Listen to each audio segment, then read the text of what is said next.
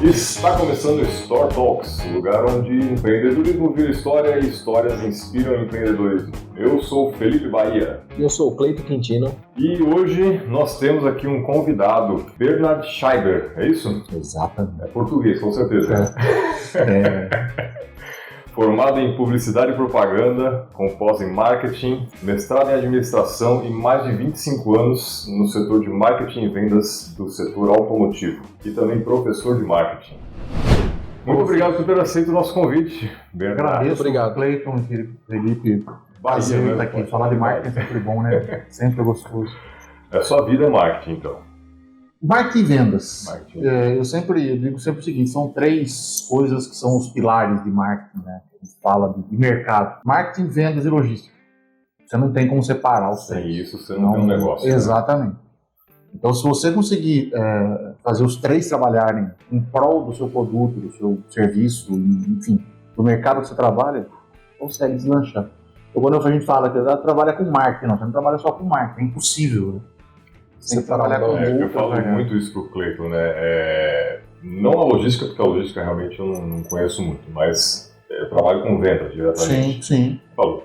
As pessoas, eu faço marketing. Não, cara, você está no braço de vendas. Exatamente. Sem vendas não tem marketing, sem marketing não tem vendas. Exatamente. E para cobrir os dois aí. E para você entregar o produto, exatamente, seja um produto digital ou não, é isso aí. Uma logística independente do mercado. A gente fala de logística, mas a logística ela influencia, mas ela é um braço de qualquer mercado. Vamos pegar um segmento, por exemplo, imobiliária, né?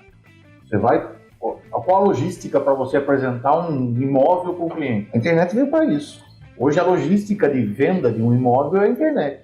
Ele não consegue estar pessoalmente para ver o imóvel, mas ele consegue acessar o imóvel através de foto. Faz um tour virtual, uma filmagem que ele assiste no YouTube ou que você enviou para alguém por WhatsApp. Né? Isso é antigo, né? Isso é da época de venda por catálogo, né? A gente que é mais antigo, velho, ninguém, né? Mas é mais antigo, experiência. Lembra da venda do Tupperware? Começou com o Tupperware, Boticário, Natura. E muitas empresas ainda utilizam esse sistema, né? Vivem disso. A Avon e a Natura vivem disso. Nem quer inovar muito. Agora eles colocaram no site, né? Agora eles dá o catálogo. A Natura e a Avon foram, eu falo que são cases semelhantes, mas diferentes, né? Porque a Natura fazia venda por catálogo e foi para loja física. O Boticário tinha loja física e foi para venda por catálogo. E ao mesmo tempo todo mundo falava, se você tem uma loja física, você vai para catálogo, você vai matar a loja física. Não. E se você tem a venda por catálogo, vai para a loja física, vai matar o catálogo. Não. Você consegue fazer os dois trabalharem juntos. Eu recentemente até ouvi acho que foi um podcast, inclusive, onde participou o João Apolinário, da Polishop. Sim. E ele é muito firme na questão de multicanal. Ele começou lá com o negócio de televisão, na verdade ele começou acho que pelos catálogos, inclusive. Sim. E ele não deixa isso de lado, cara.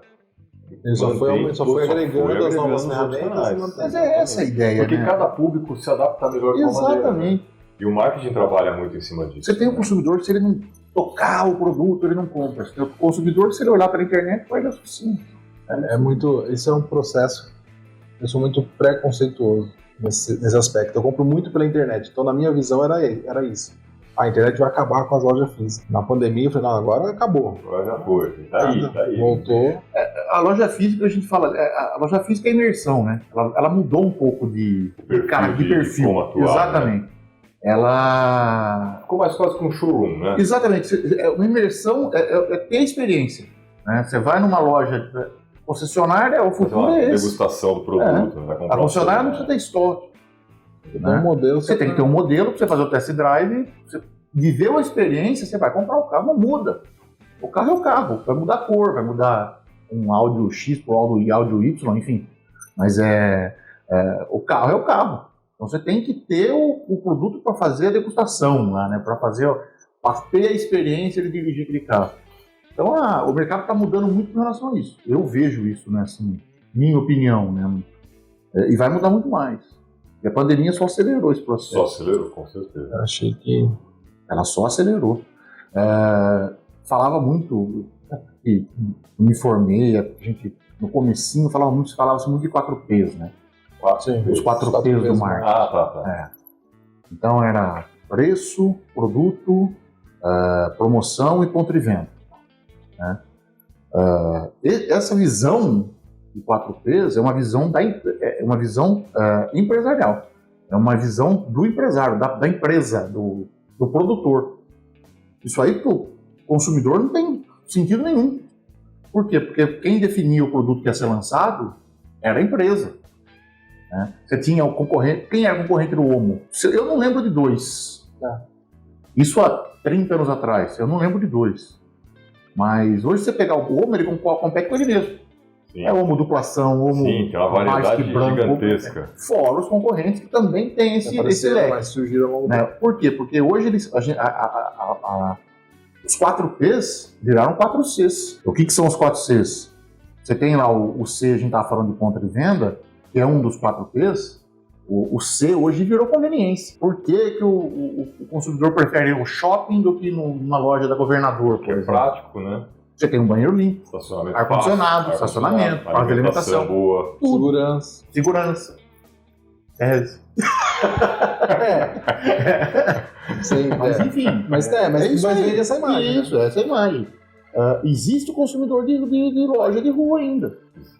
Quanto existe que você vai lá, tá assim, né? Não consegue andar. Todo mundo achava, não. Eu acho que eu faço todo episódio, porque quando eu trabalhava na indústria... Essa história dele é muito boa, cara. Eu cresci, dos 18 aos 28, eu só trabalhei em indústria. Então eu achava que comércio de rua não existia mais. Porque eu ficava o dia todo na indústria, eu pegava ônibus pra casa. E aí, final de semana, o passeio era shopping, porque o centro já não estava aberto. Eu falava, nossa, o centro deve estar falido e tal. Aí eu saí e fui trabalhar no centro. Aí eu transitava, meu Deus, esse povo vai ser de segunda-feira, nas lojas, andando pra rua. Você tem o consumidor pra tudo. Tem. Essa questão da conveniência, a gente vai para outro C lá, né, que é o P de produto, o C relacionado ao P é cliente. Quer dizer, não sou eu que defino o produto que eu vou lançar. É o cliente. O cliente vai falar, eu preciso desse produto.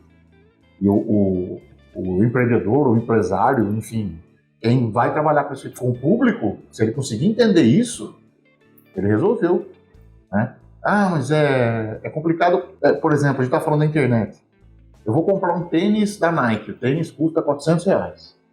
Mas se o número não for meu número, não me sentir bem. Eu crio uma loja conceito da Nike com meia quadra de basquete e o tênis, o cara degustar esse tênis na quadra de basquete. É a experiência. Existe isso hoje. Então, é você atender o cliente naquilo que ele quer. O marketing não, né? O mercado mudou muito. O mercado mudou e muda sempre. E não é de hoje. O mercado começou a mudar já desde a época da Revolução Industrial, já da primeira. Tem algum ponto assim específico de curiosidade aí que te chame a atenção, que quando você começou nesse mundo e você olha hoje, ainda é a mesma coisa? Essencialmente a mesma coisa? O mercado, assim, que pouco, na minha opinião, mercado que pouco mudou, acho que não existe. Não existe, mas alguns mudaram menos. Aumenta a concorrente, mas que não mudou, não existe. Eu acho que não tem. Todos mudaram. Você sofre, não adianta. A gente está falando da logística. É a adaptação não só da concorrência, mas da necessidade do público. Né? Existe uma visão de que eu vendo pela internet é barato para quem vende. Não é. A logística é muito mais cara do que para quem tem loja física. O cliente não está indo buscar o produto. Você tem N fatores, né? Você acaba tendo o frete individual. Exatamente. Aí quando você tem a loja física, você tem o frete para vir até você. Você fecha um caminhão. Você tem que criar a solução. Você tem que criar a solução. Você pega um exemplo, está falando muito da Americanas, né? Sim. Mas a gente vê americanas.com. Quem conhece lojas americanas física, já entrou numa loja americana física, a loja em si não mudou nada do que era. O shopping Piracicaba aqui tem... Quantos anos tem esse shopping? Nossa, eu cheguei aqui em Piracicaba em 89, ele tinha acabado de inaugurar, já estava em 88. Eu acho que ele abriu em 88. Eu acho que sim. 35 anos. 35 anos. A Americanas está lá desde o começo. Primeira loja. No mesmo lugar. No mesmo lugar e do mesmo jeito. Do mesmo jeito. Um atendimento muito ruim. Sabemos Para os seus padrões. É uma crítica construtiva por parte do consumidor. Mas se você pegar o site da Americanas, foi um site que inovou. O primeiro marketplace gigante foi Americanas. O resto começou a ir atrás. Americanas, toda vez. Antigamente você ia comprar em determinadas lojas. Hoje, Americanas, desde o começo, vendido e entregue por X. Sim. É um senhor. Eu faço muita compra para Americanas.com. Loja física eu não entro. Não me chama atenção. Ela não me desperta o interesse de entrar na loja. Mas a loja física, a loja virtual da Americanas é muito boa. Você acha o que você quiser lá dentro. E variedade. O mesmo item vendido por 400 lojas lá dentro. É um marketplace. Os caras, não é que ela não chegou no valor de mercado antes desse problema que ela teve à toa. Ela trabalhou muito bem trabalhado. Não tem uma empresa que valia. Que aí foram outros problemas. Exatamente. Contabilidade. Mas, enfim, a Americanas é um estudo de caso perfeito de marketing digital. De venda pela internet. Inovação, né? Ela tem seus méritos, com certeza. Agora, a loja física, ela não deu atenção. Não mudou. Se você entrar na loja Americanas, pegar uma foto da loja Americanas, na abertura do shopping, e a loja Americanas hoje é a mesma, não mudou nada. Legal. E o que é essencialmente marketing? Então, isso é uma coisa que a gente sofre muito no marketing, é aquela história, né? O marketing, para muita gente, é simplesmente você criar uma estratégia de venda. Uma estratégia de mercado, não necessariamente de venda. Mas a maior parte das pessoas pensa assim, aí você tem o cara que... Quando o cara fala pra você, fala assim, vem comigo que eu tenho um plano, ele acha que ele é marqueteiro. Ele vai resolver o problema. Vem comigo que eu tenho um plano. Mas, como a gente estava falando, você tem questão de venda, você tem questão de logística, você tem que ter questão da comunicação, você tem questão de conveniência, de preço. Não é simplesmente... O marketing agrega tudo. O marketing não embora a maior parte das pessoas ache que marketing é só comunicação, não é só comunicação. O marketing é o mercado. Fazer a pesquisa de mercado, ver a necessidade do cliente, gerar a necessidade do cliente. Exatamente. Esse é um outro ponto, né? A gente fala assim, gerar necessidade. Na verdade, você tem necessidade, eu vou despertar. Sim, você só cria a consciência da necessidade. Isso, perfeito. Despertei a necessidade. Aí eu preciso entregar. Aí eu preciso entregar num preço justo que o cliente queira pagar. Aí eu tenho que entregar num preço justo que o cliente queira pagar, e se tiver um problema eu tenho que ter uma logística reversa ou uma assistência técnica, alguma coisa assim. Se eu tenho uma assistência técnica, eu tenho que ter velocidade para resolver esse problema. Quer dizer, não é simplesmente vender. Vender é fácil. Vender uma vez é fácil. Eu brinco sempre com os alunos, eu falo que não existe pós-venda. Existe pré da próxima. Você fez a venda uma vez, você já tem que preparar a próxima. Nesse conceito. Pós-venda é obrigação. Quando a gente pergunta, às vezes, a gente já dei um tempo consultoria, aí você pergunta pro cara, qual é o diferencial do seu produto? Primeira coisa que o cara fala, qualidade. Pô, isso não é diferencial. Qualidade é essencial. Eu compro um produto pela qualidade. Aí para você explicar a qualidade, eu tenho qualidade na entrega. O meu concorrente não tem. O Paulo Coelho falava uma coisa que eu achava fantástico, né? Que na verdade não é o Paulo Coelho, o agente dele falava, já muitos anos atrás, quando o Paulo Coelho explodiu. A gente falava assim, o sonho nosso é ter um livro do Paulo Coelho, sempre ter um livro para vender do Paulo Coelho do lado de uma geladeira de Coca-Cola. Aonde não vende Coca-Cola? Quer dizer, é a logística perfeita. Então não adianta eu fazer comunicação do meu produto, ter um preço bom, mas não está na ponta de venda. Sim. Né? Se eu tiver na ponta de venda, eu vou vender. Se eu não tiver distribuição... A gente fala, todo mundo precisa de remédio.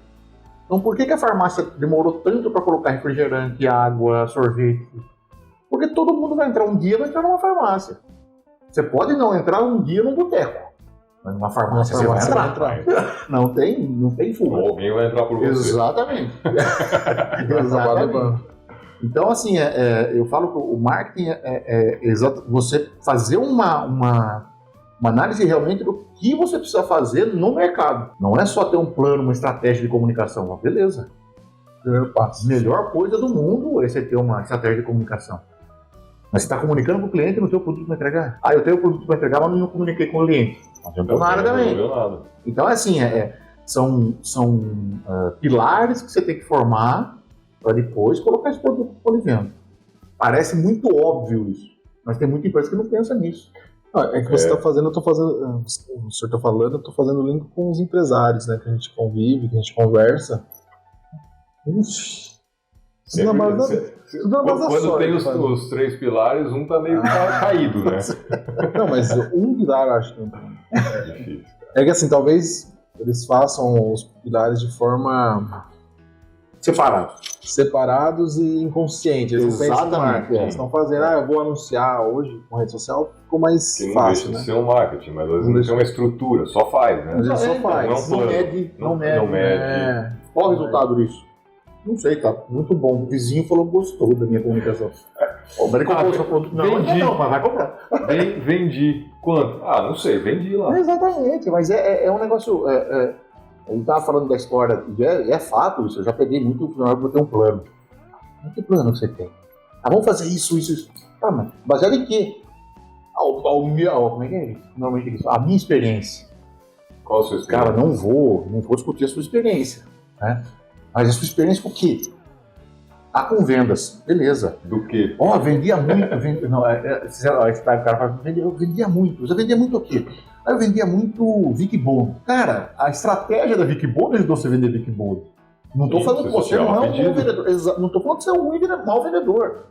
Mas a empresa vai fazer uma estratégia para você chegar no ponto de venda armado. Você chegava armado, falava, o preço é tanto, fazer uma promoção para você assim, nós vamos sortear aqui uma bicicleta, cada pacote de pão que você vender, você dá um cupom para o cliente. É o mínimo que você espera da empresa grande, ajudar você com estratégia de mercado, uma estratégia de marketing.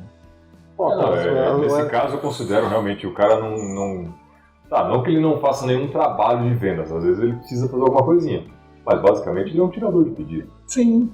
Porque o ponto de venda vai querer aquele produto, porque o público já está pedindo. Agora, lança uma marca de pão normal hoje, o cara tem que trabalhar. Aí você vai convencer que é igual, similar, superior ao Big Bold, é complexo. Eu tenho uma... Eu não escrevi isso ainda, mas onde eu vou escrever, eu acho que... Agora tá ficando gravado, se alguém falar depois, a gente... eu comentei uma vez isso, eu dava aula e usava sempre esse exemplo, eu queria montar um estudo de caso sobre esse produto, é a BIC. Essa não é BIC. Essa aqui é promocional. O que eu digo sempre assim... Associação Brasileira de Angus. Isso é boa. A BIC, eu duvido se você abrir qualquer gaveta aqui, na sua casa você vai ter uma BIC. Ponto. Quantas BICs você comprou na vida? Poucas. Eu nunca comprei BIC. Eu comprei quando eu fui fazer vestibular e quando meu filho foi fazer vestibular. Ponto. Isso é verdade. E eu comprei porque não achei a minha na minha casa.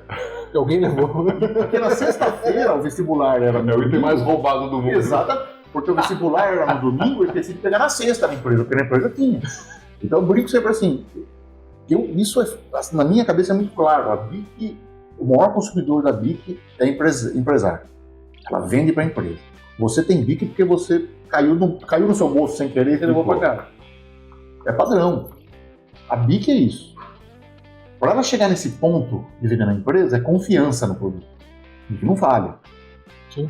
BIC não falha. O problema deles é até o fim, né? Então, mas eu nunca terminei uma BIC, mas beleza. Minha mãe já terminou várias, cara. E eu começo a discutir isso com os alunos, falo assim, explica, eu quero que vocês expliquem isso aí, como é que funciona.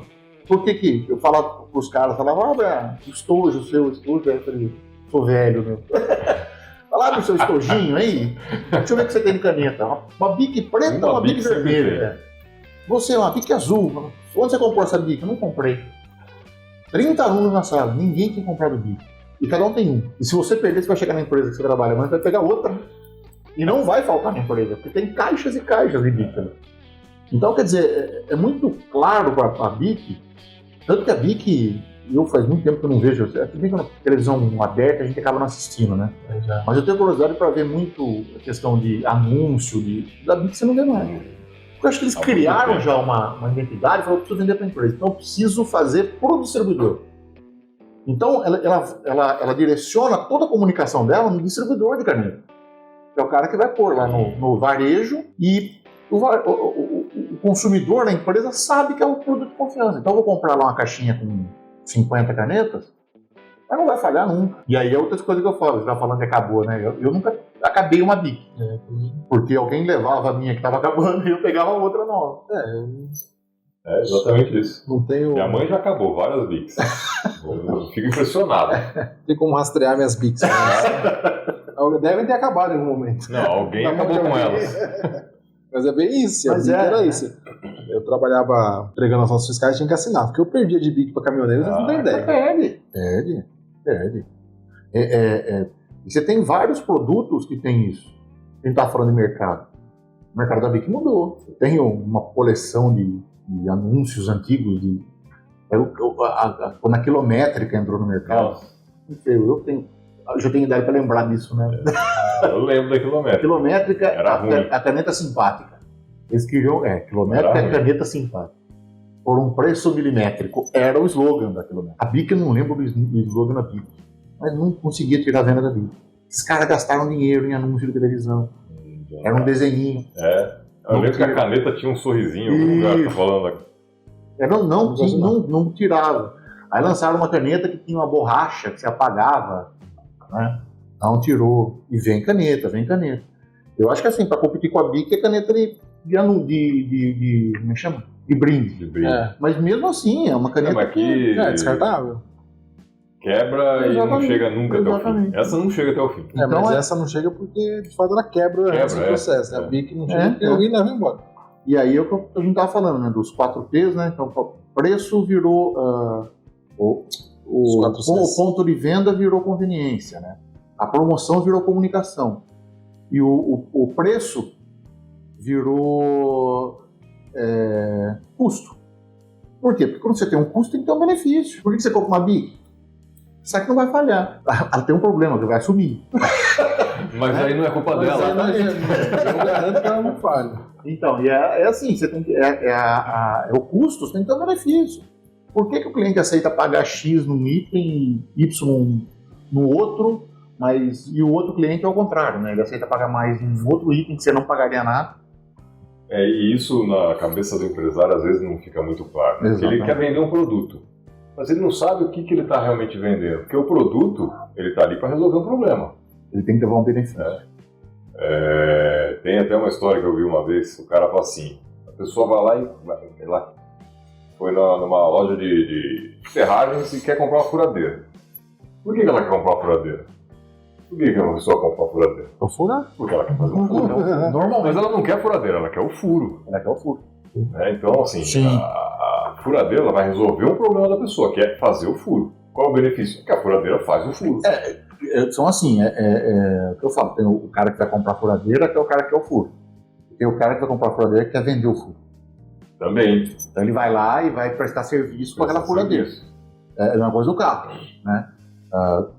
O carro, para mim, para eu usar, é o carro. Se eu vou comprar esse carro, mesmo carro para ser Uber, ele tem que ter outros benefícios. Outras características. Ponto. Né? Então, quando a gente fala de preço, é venda. O custo é para quem compra. Por que eu vou ter esse custo? Então, se eu vou comprar essa furadeira para fazer um furo em casa, é um valor que eu estou disposto a pagar por ele. Se for para fazer um furo na casa dos outros, para colocar um quadro, é outro valor que eu estou disposto a pagar. Então, é outra qualidade de máquina que você vai comprar. Qual o benefício que vai trazer para mim? Eu tenho uma furadeira aquela sem fio, né? Aquela bateria. É uma porcaria. Eu não preciso fazer alguma coisa maior, tem que emprestar a furadeira. Mas é um negócio que... E eu vejo assim que o empreendedor, às vezes, ele não tem essa consciência e aí ele não tem essa consciência porque ele não sabe nem para quem que ele está vendendo. Então, aí a gente chega nesse ponto aí, a gente está falando de marketing e tal, o empreendedor, ele tem um sonho, ele precisa transformar em realidade. Para transformar esse sonho em realidade, muitas vezes ele pula etapas para entender aonde ele vai entrar. Eu vou abrir uma loja de calçados. Para quem você quer vender? Qual é o seu público? Qual é a sua pessoa? Exatamente. Aonde você vai abrir essa loja? Se o público é esse, você vai abrir aqui, não vai funcionar. Eu vou vender pela internet. Você quer vender pela internet. Você tem alguém para entregar? Tem. E para devolver? O custo é seu. O produto que você está vendendo não é de qualidade? Aí eu vou pegar um fornecedor lá de Jaú, você conhece o cara, você pegou a informação. Qual é a O estratégia cara vai que você conseguir monta? te fornecer as quantidades que você precisa. É uma coisa que a gente fala muito, a história do o planejamento estratégico de marketing. A gente fala de marketing, mas não é de marketing, é de mercado, né? Sempre que fala de marketing é mercado. Né? Primeiro que você tem que fazer é o diagnóstico. E aí vai entrar lá a análise SWOT, né? Forças, fraquezas, ameaças, oportunidades. É entender. Mas já tem um monte de oportunidade, mas e as fraquezas, né? E as ameaças, você foi ver? Né? A ameaça é um negócio do mercado. A ameaça não tem muito como mexer, o dólar vai subir descer, você não tem força sobre isso, esquece. Você tem que ter um planejamento, se acontecer isso, o que você vai fazer? Aí você pode falar, tem um plano. Você tem um diagnóstico. Você criou um plano. Seja um caixa para poder conter a variação, exatamente. Uma compra antecipada, qualquer coisa assim. A ação que ele vai tomar mediante aquela análise. Porque também ninguém faz. Não. É difícil. Ameaça, eu falo, ameaça está no mercado. Né? Você não consegue controlar ela. O concorrente é uma ameaça. Você consegue diminuir a força dessa ameaça quando você foca nos seus pontos fortes e diminui seus pontos fracos. Aí você consegue controlar essa ameaça. Então, ponto forte, caixa, fluxo de caixa. Eu tenho um fluxo de caixa bom, beleza? A ameaça lá do dólar, eu consigo dar uma segurada nela aí por 1 ano e meio, 2 anos. Estou falando de tempo, mas a gente não sabe qual é a ameaça. Sim. Mas enfim, então eu consigo fazer isso. Então, um ponto forte você consegue. E o ponto fraco? O ponto fraco, meu fornecedor não consegue fazer isso. Se é um ponto fraco, você tem que desenvolver um outro fornecedor. Exatamente. Então, você tem que criar cenários fictícios que podem acontecer. Pensar nas melhores e nas piores. Exatamente. Não adianta, você tem que criar uma estratégia, em cima dessa estratégia você fazer os seus objetivos, né? Sejam palpáveis também, não seja um objetivo louco. Tem os caras que montam os objetivos e falam, cara do céu, esse cara... Viajou na maionese. Tem. Mas é um negócio assim, eu falo que o planejamento, o diagnóstico, todos os passos são importantes, mas o diagnóstico é o principal. Se você fizer um diagnóstico bem feito, você não falha. Muito difícil falhar. Você sabe todas as variações que pode dar no mercado, você já está prevenido para isso. Né? Você já está organizado para poder reverter a situação. Mas você não sabe o que vai acontecer. Ninguém sabe. A única certeza é a certeza, né?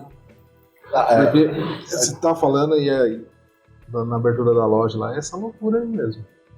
Eu até falar pra minha esposa, assiste lá, porque é muita coisa, né? A gente vai, como eu disse, a gente não pode pensar nisso, refletir sobre isso. Tem muitas variáveis, né?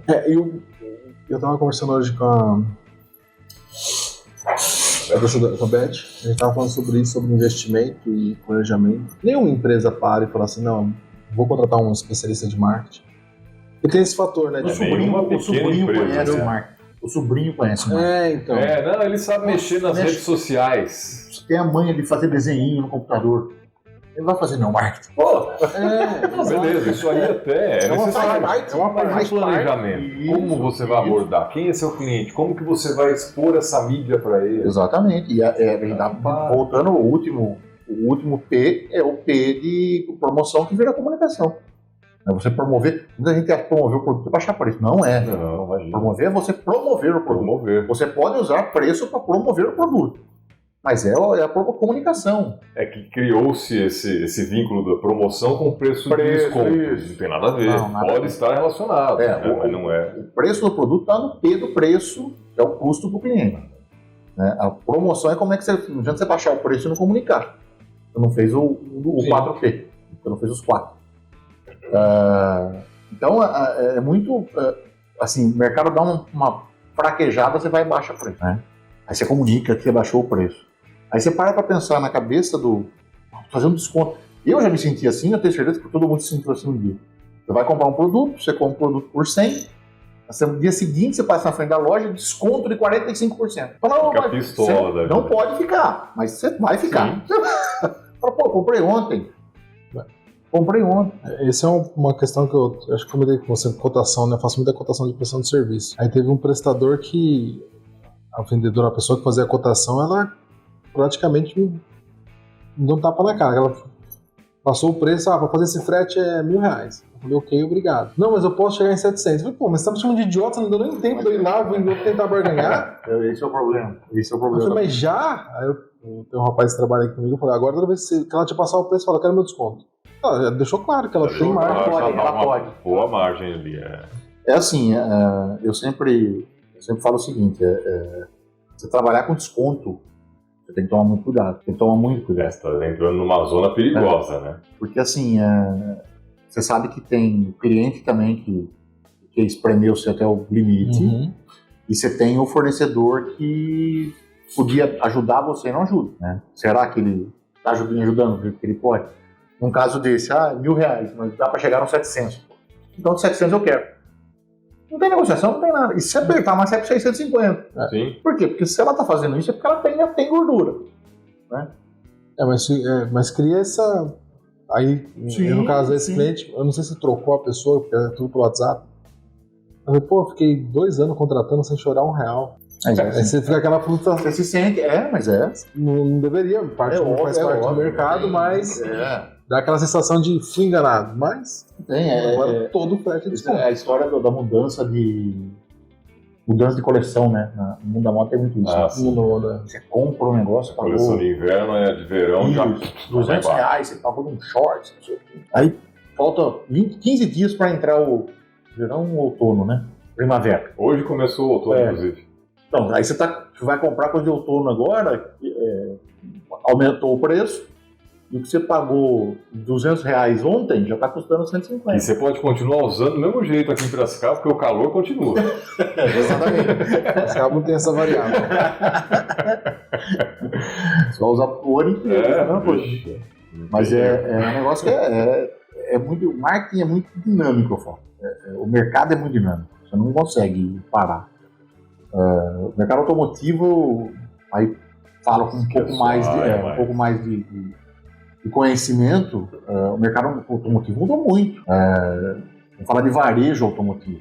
Você tinha lá quando o Collor era presidente, você tinha 12, 14 modelos de carro. Né? O Corcel, o Fusca. Bem restrito. Né?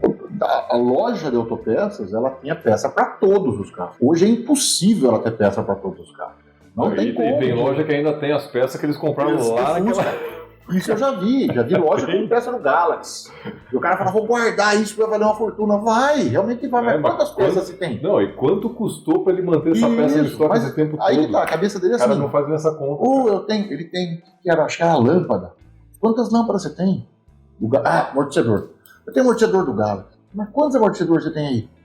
Eu tenho uns 800. Fala, amigão, não tem mais 12 Galaxy. Não tem 12. Você gastou uma fortuna para manter um estoque para vender para 12 Galaxy. Você contar que a borracha resseca, né? Exatamente. Eu tenho que dar uma manutenção daquele e um amortecedor, gás, você vai perder.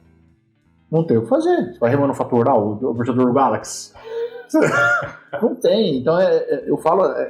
os caras, estoque é uma coisa interessante. Você puxou um ponto aí. Estoque é um negócio que quando entrou o Plano Real, todo mundo achava que o estoque já não precisava mais. Porque antigamente o estoque era dinheiro. Sim. Você comprava hoje, amanhã subiu o preço. Se tivesse comprado bem hoje, você ganhava dinheiro amanhã. Quando entrou o Plano Real, que travou tudo. Isso, travou tudo, ninguém ligava para estoque. O preço está baixando. Relaxa, dá para ir tocando. E ia comprando. Hoje percebeu-se de novo que o estoque é bom. Por conta da pandemia, isso, né? Mas não como era antigamente. Mudou o foco do estoque. Logística. Mudou o foco do estoque. Porque nos últimos anos estava se trabalhando, eu sou mais vinculado a essa área, você também ali no automotivo, montagem de carro, era just in time, né? Chega, monta e não tem quase que estoque, é só um estoque de emergência ali, né? Um dos negócios que eu trabalho, que é a parte de representação, é assim também. Então chega o material lá, fica na prateleira por, às vezes, algumas horas e já sai. Só que com a pandemia, como começou a chegar menos material e os clientes necessitando, o ideal seria fazer estoque. Mas não tinha mais como fazer. Já tinha caído. Já foi. Então hoje existe um backlog de entrega aí gigantesco. Não, a questão da pandemia, ela fez muita gente mudar a cabeça. E cara, a cabeça dura, que não entendia isso. Né? Você vê a questão do semicondutor, né?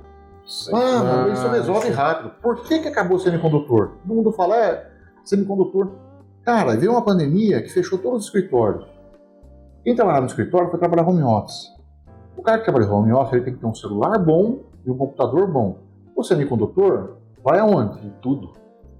Ou seja, você precisa produzir por quê? Você vai comprar um notebook, você vai pagar um bom, hoje, uns 8, 10. Não tem mais barato. Tem. Uns 8 mil reais. Para começar, mais ou menos 5 pau. 5 pau no mínimo. Quer dizer, 5 mil reais. Mais ou menos. Qual o custo para fazer um monitor, para vender por 5, um notebook, para vender por 5, e o custo de um carro, para vender por 80. E o quanto vai de semicondutor aqui? Cara, os caras focaram nisso aqui, que isso aqui ia vender. O cara vai ficar em casa, ele vai fazer celular, ele vai comprar celular. Todo mundo comprou. Por isso que acabou os semicondutores na indústria automotiva. Tudo. Você tem que migrar. Não tem... A fonte do semicondutor é a mesma para o automotivo e para... São 3 fabricantes, acho que acho que 80% é China. Acho que até mais, eu não sei. 50% é de Taiwan, né? 50%. E é sobre o controle dos caras, Embora falem que não, mas tá ali, né? Mas é um negócio assim, que quando veio esse negócio de semicondutor, ninguém tinha ouvido falar nunca de semicondutor, não sabia nem o que era semicondutor.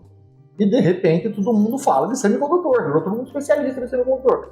Por quê? Porque faltou. E faltou por conta da logística que está dentro do marketing. Exatamente. Isso foi muito interessante, né? Porque isso afetou, mudou o mercado completamente de automotivo, de carros usados e novos da noite pro dia. Sim. Eu tenho amigos que foram trocar de carro, o carro disparou o preço e falou o carro usado virou investimento. Quem comprou coisa o carro que nunca na época do Collor era. Era também. Isso há muito tempo atrás. Isso foi muito inflação. Maluquice. Eu vendi o meu carro, tinha 5 anos de uso, eu vendi mais caro do que eu tinha pago. Sim. Aí eu falei, cara, que loucura. Sim. E ainda eu lembro de uns amigos falando assim, mas você vai vender? Depois você vai comprar o quê? A pergunta é sempre essa. Comprar o quê? O valor que tá esse carro, agora eu não saber de carro, não. Não dá nada, não. Tá andando de Uber. Na cidade não tem Uber lá. É um negócio... Ele é de Rio das Pedras. Rio das Pedras ele Uber vai de embora charrete. daqui, ele fecha a porteira lá. Rio das Pedras. Um dia que a gente for cancelado pro Rio das Pedras. duas, três famílias. Mas o mercado foi revolucionado do dia pra noite e agora as revendas de veículos eu recebo direto. Baixou o preço. Comprou Libera aí, por favor. Só pra... Não decorou, não? Não, você acha que eu decoro? Muito engraçado isso. O meu colega comprou o carro, negociou bem e tal, ele ficou puto, porque o carro que ele quer comprar estava fora da realidade. Mas espera que esse vendedor vai me ligar. Aí não deu outra. Ele comprou o que ele não queria, uma segunda opção, e agora o cara tá ligando pra ele desesperado. Você não quer mais voltar aqui, pegar aquilo que você tá cotando comigo? Não, agora o mercado tá voltando, agora você... Esquece. Ele vai um tempo pra voltar, o carro usado vai um tempo ainda pra voltar, mas vai voltar. Mas eu já comecei a receber muito e-mail de revenda, desconto 20%, 30% num carro, de um mês pro outro. O cara comprou o carro no mês seguinte, o carro... Não, meu pai, ele comprou em 2019, final de 2020, acho que foi. Comprou uma caminhonete, pagou 63, se não me engano. Vendeu um ano depois por 81. Foi, eu tenho amigos que trabalham comigo, compraram também caminhonete, a Estrada da Fiat. Comprou uma caminhonete e vendeu 15 mil reais mais caro 3 meses depois, 4 meses depois. Porque a montadora não tinha para empregar, Sim. O cara precisava para trabalhar, comprou qualquer coisa. Não, e os carros de luxo sofreram ainda mais esse impacto. Meu amigo meu que tinha comprado um Porsche recentemente, aquela SUV da Porsche, eu não lembro quanto que ele pagou, mas eu sei que ele vendeu mais caro, ele já tinha encomendado uma outra, porque ele ia trocar, alguma coisa assim, e já tinha gente querendo comprar dele, sem ele ter pego, cara. Sem chegar. Ele ia ganhar 20, 30 pau em cima. Mas é isso aí. É isso aí. É muito louco. Porque a crise, para quem tem dinheiro... Então, mas é muito assim também. No mercado automotivo, de carro, você tinha o carro chamado popular, que nunca foi popular, hoje é menos popular ainda. Não, hoje não existe mais, né? Eu sempre, para Tem o Mod e o C3, mais nada. Para explicar, o cara chega do outro lado do mundo aqui, você vai explicar o mercado para ele, por que está assim de venda. Aí você fala para ele, fala assim, 2019, 2018, se eu não me engano, a taxa Selic estava entre 3% e 5%. O dólar estava 3,80%. Dólar 3,80%, taxa Selic, o salário do cara estava R$4 mil, né? E o carro custava 45. Tinha um certo poder de compra ali. Hoje o carro custa 80, a taxa Selic está em 15, o dólar está 5,20 e o salário dele de 4 para 4,800. Não fecha. Não fecha. O que caiu a venda foi o carro dito popular. Sim. Os carros mais caros, continua do mesmo jeito. E só aumentando o preço. Você vê qualquer carro aí, nem é alto padrão, médio aí, é 150 pau, cara. Como a gente fala, a crise gera oportunidades, né? O cara que é empreendedor, que consegue ter uma visão diferenciada num momento desse, onde ele pode entrar, ele está entrando. Eu conheço gente que perdeu o emprego e abriu para vender marmita. Já está com um restaurante aberto e vendendo. Em casos onde a barreira de entrada é baixa, no setor automotivo, você não vai montar uma fábrica de carro no fundo de casa, né? Mas você tem opção, por exemplo, mas uma venda de usado. Sim. Tô com o meu usadinho que eu comprei tem um ano. É isso aí. Aí você começa a mexer. Então o cara que consegue se planejar, consegue montar uma estratégia, montar um plano, ele vai crescer. Não tem. E tudo isso está dentro do marketing. Sim. E você presta algum tipo de consultoria para quem teria interesse? Hoje você não faz? Eu prestei consultoria, eu dava aula em Limeira, a gente chegou a ter uma empresa para consultoria, tudo. E eu parei, assim, meu foco mais uns 5 anos aí é outro. Depois quero voltar aí, o foco vai ser aula e consultoria. Por enquanto eu tô dando uma... Porque é um negócio que você fala, eu só li de marketing bem superficialmente. 95% dos empresários não fazem uma análise. É o famoso vem comigo que eu tenho um plano. As grandes empresas têm, né? Ok, mas o pequeno, médio volume, empresário, o mercado mesmo é um pequeno, médio. Eu tenho uma empresa que eu trabalho, né, como representante, que, sem brincadeira, acho que eu estou há uns 2 anos pedindo para ele fazer uma apresentação institucional da empresa, para eu poder vender os produtos dele, porque todo cliente que eu chego, assim, você tem uma apresentação? Não. Ele vende, porque ele já tem uma carteira de clientes, eu tenho alguns clientes já que atendem, eu queria pegar mais clientes. Agora que ele colocou, até me mostrou semana passada que eu fui lá, ele falou, tá aqui o videozinho e tal, o cara tá editando, agora vai. Mas porque também não tinha necessidade, porque tava com a fábrica ali vendendo, agora ele quer expandir, aumentou a capacidade, né? Não é que perdemos pedido, nada disso. Aumentou a capacidade e... Mas isso é uma coisa interessante. Para vender mais. Mas agora ele foi atrás. Mas é um negócio interessante, o que eu falo assim, fazendo uma comparação, né? Por que você vai no dentista? Quando você vai no dentista? O certo era você ir preventivamente. Eu só vou preventivamente. Você vai quando tá com dor. É que eu sou fora da curva. Então, é 1 em 1 milhão. Porque perdeu uns 3 dentes aí dá pra Nunca tive cárie, cara. Ou você vai com dor, ou você vai pro estético. Sim. É o caso do empresário. Ele só vai procurar uma solução quando o problema bater. Ele não está preparado para isso. Só que o problema é que quando o problema bate, às vezes já tarde demais. Esse é o problema. Principalmente quando o cara não tem caixa. Mas o problema às vezes não é nem caixa. O problema é que você tem, por exemplo, concorrência aumentando cada dia mais.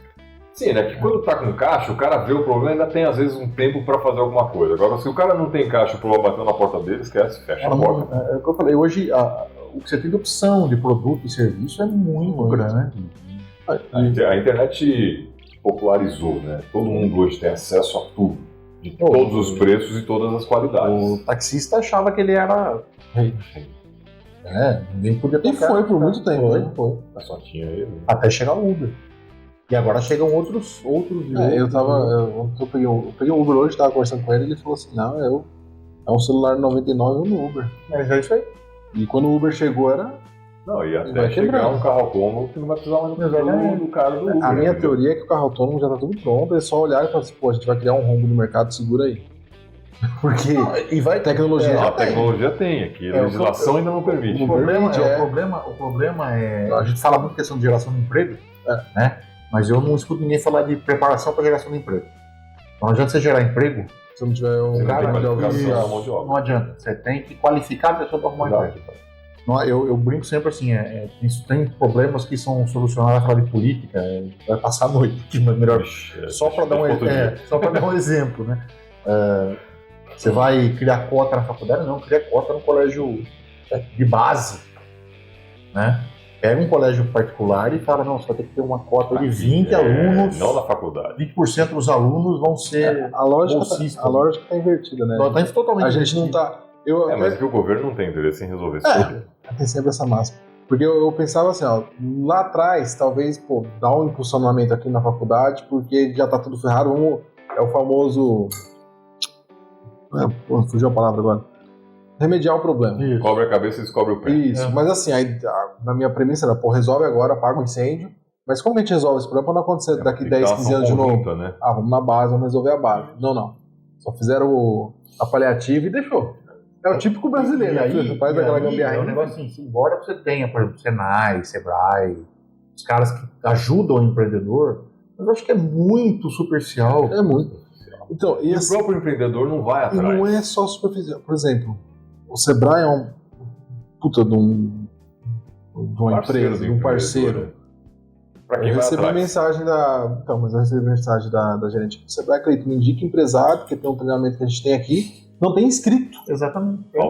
Falta gente. A outra daquele outro programa do Sebrae, o Ali, eu fiz o Ali, ela me manda mensagem, viu? Então, vou começar uma nova turma, me indica empresário porque não tem inscrito. Precisa, eles têm um programa muito bom para planejamento, essas coisas. Cara, eles têm tudo. Tem de tudo. Só que a gente tá falando que o empresário ele tá indo bem, ele acha que ele não precisa. Eu tô indo bem porque eu vou mexer nisso. Quem tá indo não se mexe. Essa massa. Mas é porque eu costumo dizer que o cara ele não é empresário nem empreendedor com essa cabeça. Porque o empreendedor ele tá ali, né, tentando resolver um problema. Normalmente hoje na visão mais moderna que nós temos é um problema moderno. É o cara que está tentando resolver um problema de alguma coisa com um aplicativo, como surgiu o Uber 99, iFood e coisas assim.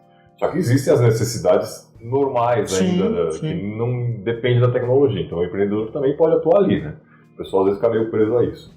E o empresário é o cara que ele entende de gestão, né? Ele sabe para onde ele quer que a empresa vá, entende dos números.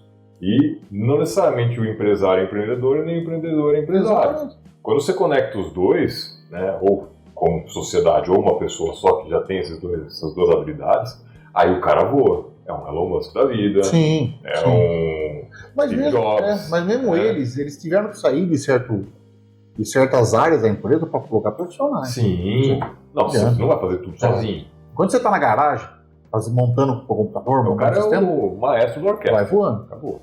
Você falou do Elon Musk, que o Bill Gates falava, né? Que eles perguntaram para o Bill Gates, falou, tem pessoas melhores que você em programação? Ele falou, tem, deve ter uns 10 melhores que eu. Você não tem medo da concorrente? Ele falou, não, porque os 10 trabalham para mim. Acabou, é simples. Paga preço de ouro. E hoje ele está fazendo lá a realização dele, está sendo construir um hospital na África, tal. Ele é esposa. Pô, legal, acho que. Porque chega num ponto. Devolvendo pra sociedade. Você não consegue abraçar tudo. Não consegue. Você não consegue abraçar. Você vai chegar uma hora que vai ter que delegar para alguém e fazer aquela parte. Que é outra grande dificuldade do empreendedor. O empreendedor ele tem medo. Por que ele começou desde o começo aquilo ali? Desde o começo ele está lendo e falou, sei tudo que acontece, não. Você pode saber e vai continuar sabendo. Mas você não sabe resolver tudo. Ninguém tem uma obrigação. E com uma outra questão aí, né? O cara fala assim, às vezes ele tem...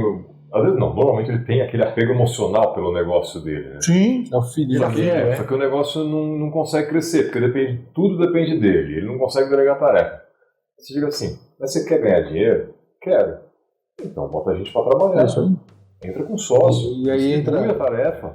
Não, mas não vou fazer do meu jeito. Então você não quer ganhar dinheiro. Fala assim, quando começa a dar problema, a hora que o vendedor começa a virar cobrador. Você vende, aí você vai cobrar o cliente. Aí você começa a formar um cliente. O vendedor pode até ajudar a cobrar, mas a função não é dele. É só problema. Essa é a crítica. Você vai chegar e falar, não posso vender para você porque você está com um probleminha, eu vou pedir pro pessoal do finanças ligar para você. Agora, se você ligar para o cara, falou, eu sou o vendedor, ligar para o cara, falou, vai pagar e eu não vou vender para você. Falou, já era. Depois você não volta. Exatamente. Tem que estar na mão do setor financeiro.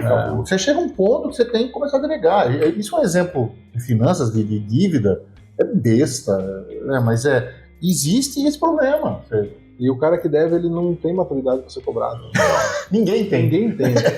Nem que eu até comentei isso com um colega meu outro dia. Eu falei, compra um celular com 2 chips, você coloca 2 chips. Deixa um pro financeiro e um pro comercial. E aí você falando nos dois. Aí você fala, vou ter que falar com o financeiro lá. Aí o cara do financeiro, você pega outro número e já, então, o cara falou aqui comigo. E aí você cobra, mas... Fica a dica aí. Porque empresa pequena é isso, né? Vende e cobra, vende e cobra. Eu vou lá, presto serviço. Sim. Entrega, vende, cobra, entrega. Embala. Eu presa. Exatamente. Eu prezado. E aí fica complicado. Mas agora, tem uma pergunta que eu quero fazer para ele, que é voltado mais para minha área, que foi onde foi o choque de realidade que eu sempre falo no mercado de contabilidade. O mercado de contabilidade ele sempre foi familiar. Então, tipo, ele ia passando o escritório de um pro outro, ninguém se preocupava muito com marketing, com vendas, porque todo mundo tem que ter um contador, ninguém sabe por que tem que ter, mas todo mundo paga um contador. Quando eu comecei o meu, aí eu tomei uma pancada, porque eu não é um escritório de família, como é o primeiro escritório. Né? E aí eu tava assim, beleza, eu sei fazer contabilidade, mas não sei vender. Eu não sei como eu posso me comunicar com o meu consumidor, com o meu cliente. Achar o consumidor, mas falar com ele. Todos eles têm já um escritório, eu não quero entrar só pelo preço, porque você sabe que depois tem um problema. Não. Você tem assim, uma dica para quem é prestador de serviço, que vai entrar no mercado, que é um produto mais intangível? Contabilidade empresarial. Vendendo contabilidade, porque é um negócio que para pensar. Eu achei, aí no meu desespero, eu achei um cara no Brasil que ele tinha curso de vendas para contadores. Ele era muito específico, eu acho. Hoje já apareceu uma galera, mas há 3 anos atrás eu só achei ele. Porque assim, o relacionamento que eu tenho com um contador, por não ser o financeiro, são os contadores do financeiro da empresa que eu trabalho, da empresa que eu trabalhei. E o meu contador, que imposto de renda ele que faz. Uma vez por ano você fala exatamente. Uma vez por ano, saudades. E tá na hora, hein? 2 vezes por ano a gente pode cobrar, e uma vez que eu não mando fazer o imposto, outra segunda vez que ele fala, pô, deposita o Pix. É isso aí, faz o Pix. Mas assim, você falou um mercado muito específico, e a venda de serviço você vai ter que criar um portfólio e apresentar. Não um portfólio assim, não de cases, mas um portfólio, o que você faz, como você faz, quanto tempo demora. E eu tentar entrar. Só que você falou, você vai bater uma barreira que é os caras mais antigos, que já prestam serviço faz 30 anos na minha empresa. Então as caras tem 4, 5 contadores aí que domina. Pô, os caras estão... aposentaram 3 vezes e estão trabalhando ainda nesse negócio. E é uma coisa assim, porque nos grupos de contadores tem muita briga. Assim, o pessoal faz um preço muito barato. Eu falei, gente, é um mercado muito ruim, porque o Felipe fala que é uma confiança como se fosse um médico, advogado. Você não troca de médico porque você... Exatamente. Você pega uma confiança e você vai embora. Exatamente. Aí eu brinco com o pessoal, falo, o empresário que troca contador por preço, ele tá quebrando. Se você economizar R$100 para ele é muito relevante, ele já não tá muito bem nas pernas. Mas então, o cara pensar, vamos montar um curso de... mas porque agora marketing para contadores, tem bastante gente, mas assim, tem bastante gente falando assim, não, marketing para contador. Aí eu entrava para ver o que ele estava oferecendo, era posts no Instagram pré-formatado com... Não. Comunicação só não resolve. Então. Aí eu fico sempre nessa barreira. Você falou um negócio que na sua área em si é muito relevante, cara, é a confiança. É a confiança. E aí onde eu vejo na classe tem uma briga, porque pode ter, os contadores novos estão vindo com um preço muito abaixo. Por exemplo, tem o tal do Contabilizei, ele manda lá no anúncio, contabilidade por R$50 por mês. Só que assim, quando ele começou lá atrás, todo mundo começou a bater. Não, esses caras vão quebrar, esses caras vão quebrar. Hoje eles montaram um banco, começaram com uma fintech. Contabilizei, os caras... São 2 caras, né? Começou com 2, não sei se ainda tá com 2. São os caras que assumiram o banco do Vale do Silício? Não sei. Que tem uma empresa, uma fintech brasileira de 2 brasileiros. O cara tem menos de 30 anos. Quebrou o bank, o Silicium Valley Bank. Quebrou. E esses caras estavam lá, acho que eu contabilizei. Eles estavam lá e os clientes migraram tudo para eles. Viraram bilionários do dia para noite. E se conheceram na faculdade, começaram a desenvolver um sistema, tal. Eu acho que são esses caras, né? Esses caras foram justificados, mas eles começaram assim. Preço. Que é uma forma de entrar também, né? O cara precisa de cliente, gente. Sim. O médico recém-formado não cobra o mesmo que um médico que tem 40 anos de experiência. Tem que mostrar o seu trabalho, não tem jeito. Tem que aparecer. É isso. Pô, Bom papo, vamos ficar a noite toda aqui. Vai ficar. à vontade. Eu tô olhando aqui porque, nossa, assunto aí a gente vai longe. Não, o marketing realmente é muito interessante. Eu Sim. que estou diretamente ligado em vendas, cara, assim, sem isso você não faz nada, cara. Não adianta. E agora eu tô até Existe, assustado. cada área tem suas particularidades. Sim. Até te fazer uma pergunta, né? Você é professor de marketing. Como que está a questão dos empresários frequentando os cursos de pós de marketing? Você tem um pessoal mais jovem. Mas fazendo isso. são pessoas que buscam, às vezes, para ela ou é Não. para trabalhar para os outros? Não, Continua esse negócio de trabalhar para os outros, cara. Nossa formação é uma desgraça, por né? incrível que pareça, é mais isso. É mais isso. Marketing é um negócio assim que é muito caro. Por exemplo, você tem dois. Eu dei aula já em curso técnico, 2 anos, né? Não sei nem que dia. 2 anos, mas ele é considerado curso de graduação O tecnólogo lá do... O público para esse curso de marketing, especificamente, é o público mais velho. Que é o cara que trabalha numa empresa, ele é vendedor, e ele almeja chegar a supervisor, coordenador, gerente, blá, blá, blá. A crescer dentro da carreira. Então ele vai fazer um curso de marketing para ter essa graduação. Sales de marketing. Aí você tem o curso de marketing da graduação, que é a moçada mais jovem.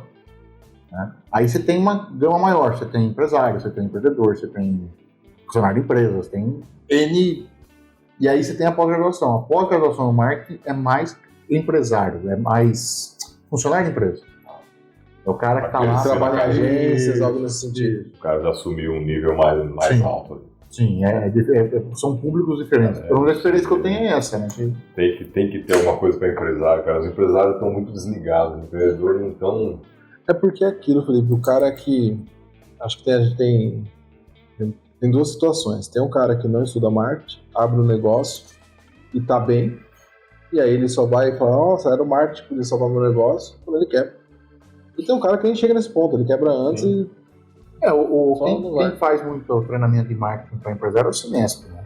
A É. CIP e Semestre. Mais acho que Semestre. Mas são mais workshops, não é um, Sim. não é um plano de educacional, vamos chamar assim. Tá? Mas eles dão treinamento esporádico, workshop, 2 dias, 3 dias, 1 dia. Já ajuda a abrir uma visão, né? Sim. Se o cara tiver interesse, ele vai atrás para aprofundar. Mas até se a gente for olhar para aquela máxima, é mais vantagem para ele contratar uma agência, uma consultoria para desenvolver. O marketing a agência está voltada mais para a agência de publicidade voltada mais para a comunicação, embora algumas tenham trabalho de marketing. Mas é a consultoria. É o cara que vai lá, faz um levantamento da empresa, faz um diagnóstico da empresa. Hoje uma consultoria dessa, você consegue dar um porte de empresa, investimento? Baixa de valor. É muito dinâmico. É muito o que a empresa vai querer. De repente você está chegando lá e ela quer mexer só na comunicação. Aí você chega lá, ela quer mexer só no portfólio, só no produto. Ela quer mexer... Depende, varia muito. Porque muitas vezes você chega na empresa e vai falar assim, o problema seu é só portfólio de produto. Aí é outro escopo, é outra coisa. O seu problema é comunicação, seu cliente não está enxergando você. Vai mudar o foco. Agora, se fazer um total assim, é difícil acontecer, mas pode acontecer. Que eu penso porque empresa nova, assim, o cara que tá assistindo aqui, eu quero abrir uma empresa, como que eu faço marketing? Porque isso é uma coisa que você vai começar a esbarrar, e aí a pessoa foi como no meu caso, quando eu comecei a pensar em comunicação, forma de chegar, e de repente eu falo, eu tô estudando mais comunicação, marketing, do que me aperfeiçoando na área contábil, que é o que eu ofereço. Então, de repente, era mais vantagem. Contrato uma empresa especializada e foco em fazer contabilidade. Então, mas a gente está falando aqui, né, que a especificidade do seu segmento, o cara vai ter que entender o seu segmento, porque eu, sinceramente, aqui em Piracicaba, eu não sei se tem alguém que conheça o seu segmento para fazer um diagnóstico. Eu também não achei. Se ele faz, ele tá ruim de marketing. Se você está assistindo aí, por favor, se manifeste. Porque quando eu fui pesquisar, o que eu achava era muito isso. Era pelos cursos online e o pessoal vendendo isso. Vendia um pacote lá de postagem, de Instagram, e eu olhava e falei, mas aí eu vou avulso também, eu faço. Senta eu. Vem comigo que eu tenho um plano. Essa base aí eu falo sempre assim. Caramba, não é legal, cara. Então é isso.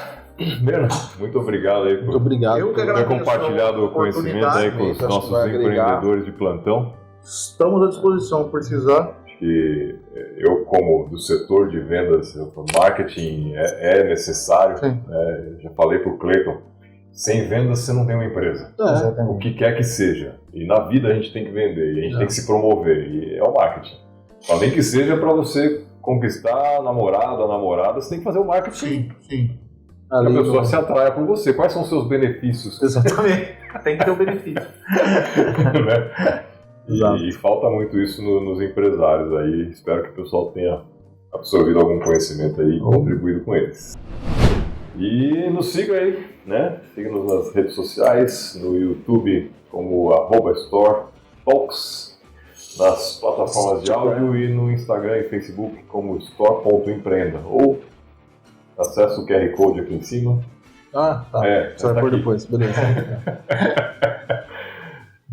Curta, comente, compartilhe, vai ser um prazer responder aí e interagir com vocês. Mais uma vez, Berna, obrigado aí pela presença. Obrigado eu. Obrigado. E semana que vem tem mais. Um prazer. Com certeza, a gente vai divulgar bastante. Tchau, pessoal.